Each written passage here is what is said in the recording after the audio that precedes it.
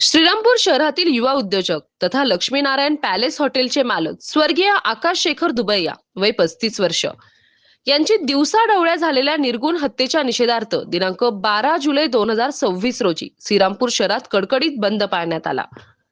या बंदाला व्यापारी, छोटे मोठे व्यावसायिक तसेच सर्व पक्षाच्या पदाधिकाऱ्यांनी उत्स्फूर्त प्रतिसाद दिला। श्रीरामपूर शहरातील सर्व प्रमुख बाजारपेठा, दुकाने व व्यावसायिक आस्थापने पूर्णपणे बंद ठेवण्यात आली असून शहरात शांततेत बंद पाळण्यात येत आहे।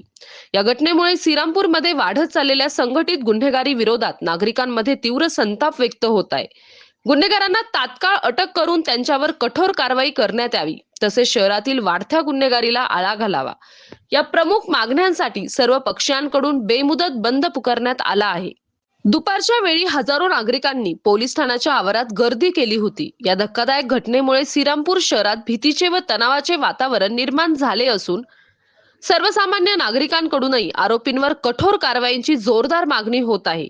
कायदा व सुव्यवस्था अबाधित राखण्यासाठी पोलीस प्रशासनाकडून शहरात बंदोबस्त वाढवण्यात आला आहे। सतीश फुलसौंदरसह राजेंद्र म्हसे, MS न्यूज 15 राहुरी अशाच नवनवीन बातम्या पाहण्यासाठी चॅनलला सबस्क्राईब करा।